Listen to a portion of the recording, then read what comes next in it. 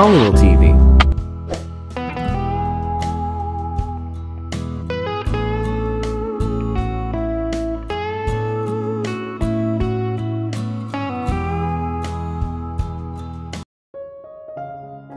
Namataan niyang palapit sa kanila ang security guard ng kinainan nilang restaurant.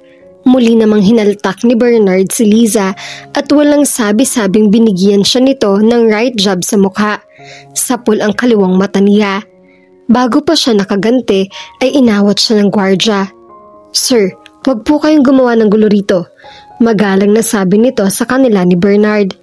Hindi na nagsalita si Bernard, bagkus ay hinila na nito si Liza at mabilis na naglakad ang mga ito palayo. "Tara na, Will," yaya ni Max at hinawakan siya sa kamay. "He's not worth it." Mainit pa rin ang ulo niya na naglalakad sila ni Max patungo sa gilid ng kalsada kung saan naka-parallel parking ang mga kotse nila. "Let me see that," mabining sabi ni Max nang matapat sila sa kanyang kotse. Banayad nitong hinaplos ang kaliwang pisngi niya. "Magkaka-black eye kanyan." Magkahalong concern at inis na sabi nito at maingat na hinaplos nito ang gilid ng kanyang kaliwang mata. "Okay lang, malayo sa bituka," sabi niya at hinuli ang kamay nito bago pa man nito iyon mabawi. "Tara sa bahay ko, tapalan natin yan ng ice pack.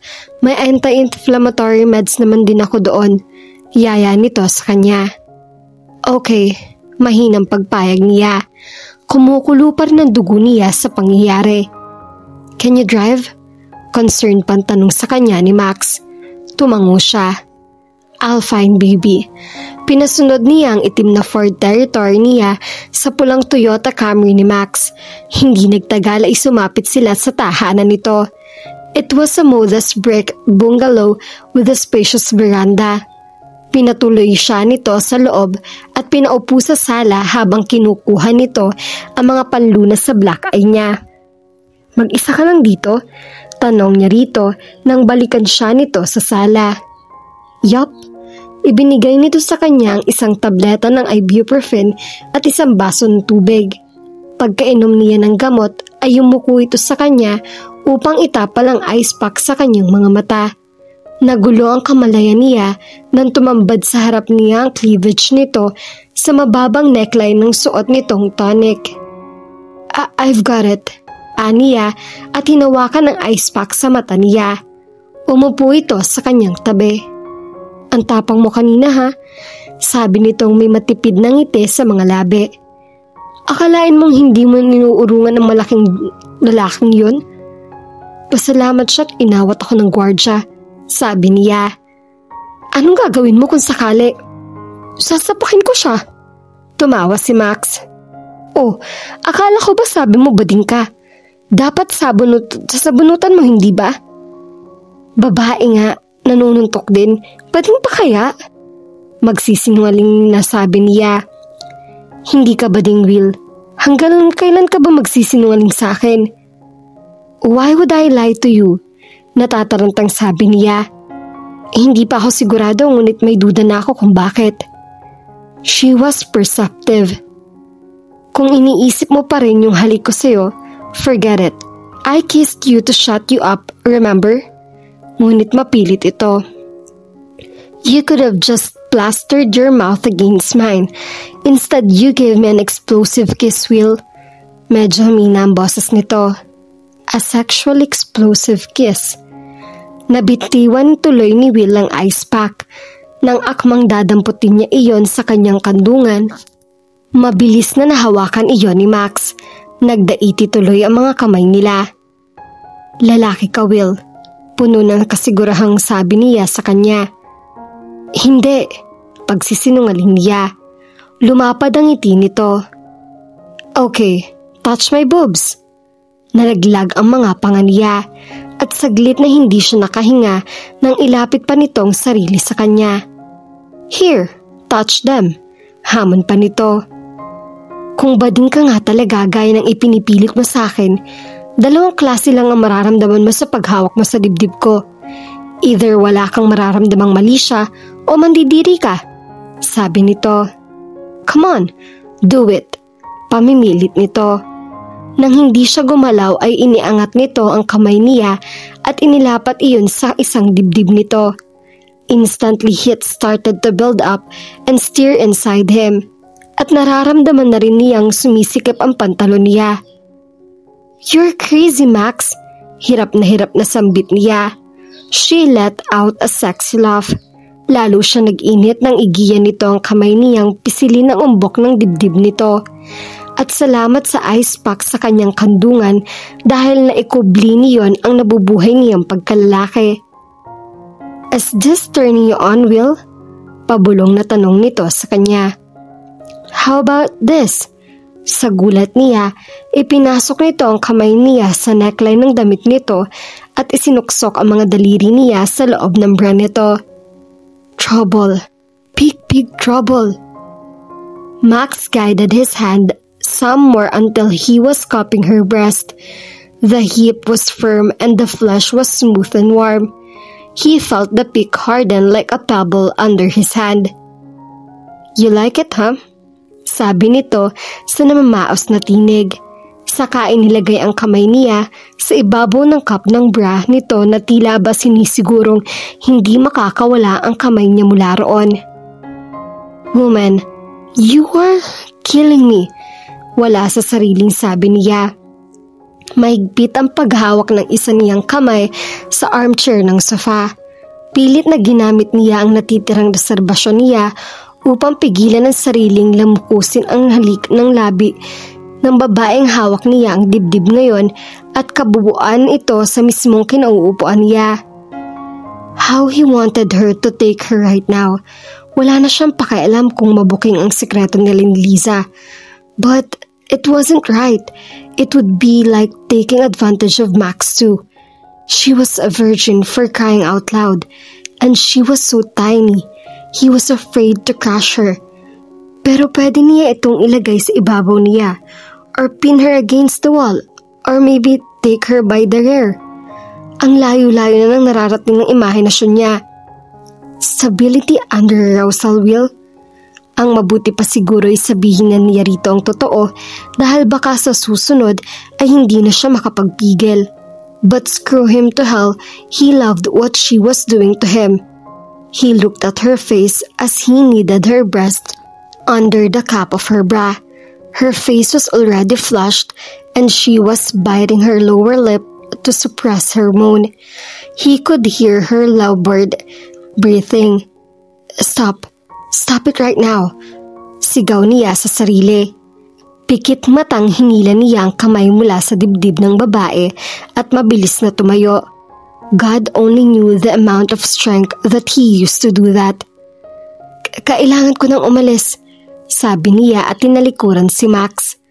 Hindi na siya lumingon. Patakbong lumabas siya ng bahay nito.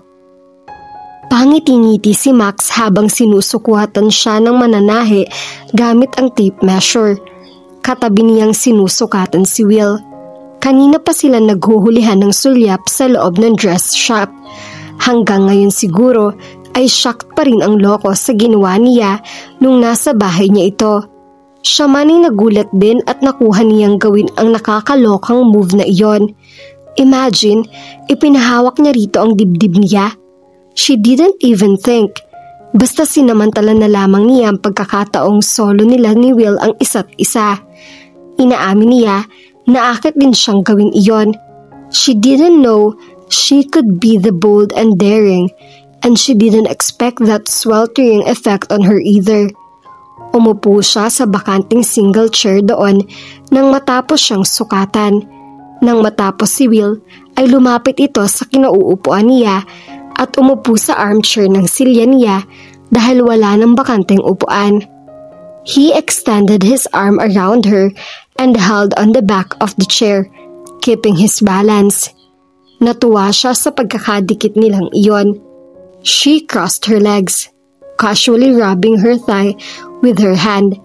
Alam niyang nakatingin si Will sa legs niyang naka-expose sa suot niyang denim miniskirt. Hindi masyadong mababa ang neckline ng suot niyang fitted shirt, ngunit alam niyang nasisilip ni Will ang cleavage niya sa nakapwesto nitong upuan.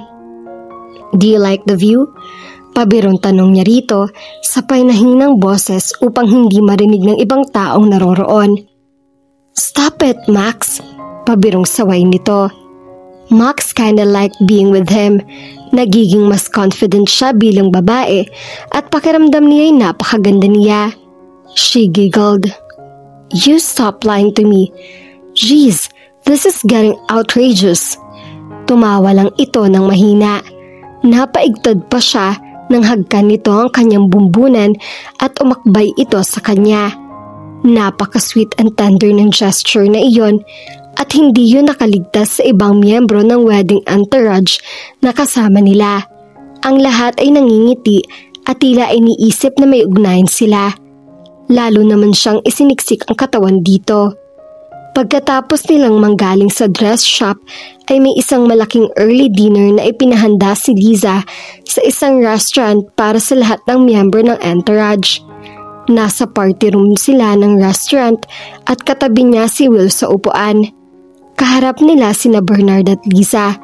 Kinakausap pa rin siya ni Liza na parabang walang gulong nangyari sa pagitan nilang apat. Ngunit masama pa rin ang tingin niya kay Bernard.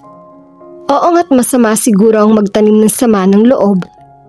Pero kay Bernard ay hindi lamang siya magtatanim. Magpapalago pa siya at mag-aani, saka magbibinhi at magtatanim uli ng sama ng loob. Yes, she was that mad at him. Casual lang nakausap ni Will si Liza at madilim pa rin ang tingin dito ni Bernard. Pinilit niyang sa pagkain nilang mag-concentrate. Sa pagkain at sa gwapong lalaking katabi niya ngayon. Napangiti si Max nang may maisip siyang kapilyahan habang nagde-dessert na sila. Idinikit niya ang binti niya sa binti ni Will. Nang hindi ito gumalaw ay pasimpleng hinawakan niya ang kamay nitong nakapatong sa hita nito. Tumingin ito sa kanya. Nagtataka sa una, ngunit nang ngumiti siya ay ngumiti na rin ito. Ngunit hindi nito inaasahan ang sumunod na galaw niya. Inilipat niya ang kamay ni Will sa kanyang hitang nakatambad mula sa kanyang miniskirt. Muntik na siyang matawa nang makita niyang pinanlakihan ito ng mga mata. You're silly, pabulong na sabi nito sa kanya. Tumawa siya ng mahina. Yeah, but you like it. And then his face was beaming as he grinned at her. At siya naman ang hindi nakahanda sa ginawa nito. Swabing hinaplos nito ang kanyang hita. Napasinghap siya nang maglandas papataas ang kamay nito. Unti-unting gumagapang ang init sa katawan niya. Nang tumaas pa ang kamay ni Will ay nagpanik na siya. Sa katarantahan ay nabitawan niya ang hawak niyang tinidor at bumagsak iyon sa sahig. Tinampal niya ang kamay ni Will nang yumuko siya upang damputin ang tinidor. Nang muli silang magharap ay kinindatan siya nito. Pabiro naman niyang inirapan nito. Ngayon mo sabihin sa akin bading ka nga talaga. So Liza, may napili ka na bang wedding souvenir? Tanong niya sa kaibigan upang mailigaw ang epekto ng landian nila kanina ni Will sa ilalim ng mesa. Wala pa. Sagot ni Liza sa kanya na tumingin kay Bernard. You know what?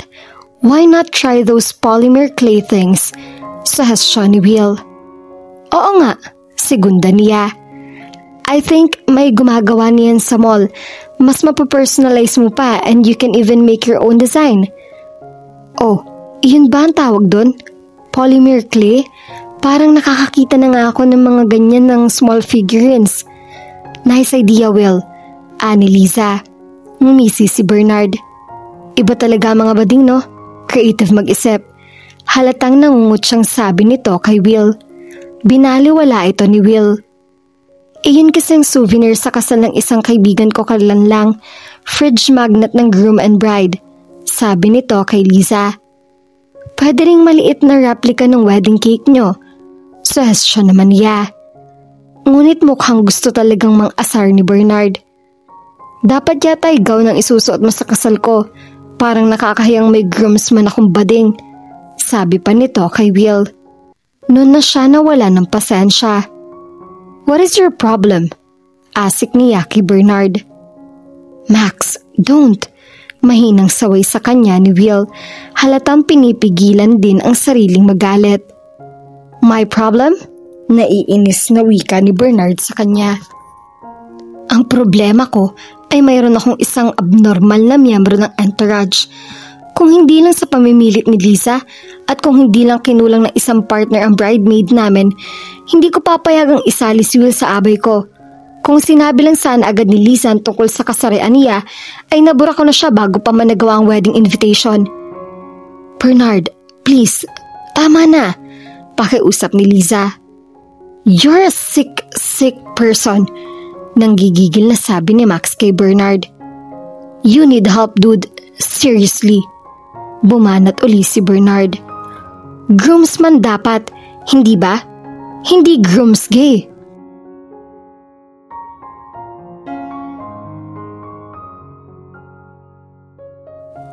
At dito na po nagtatapos ang ating kwento. Sabay-sabay po nating abangan ang susunod na kabanata. Maraming salamat po. God bless and stay safe.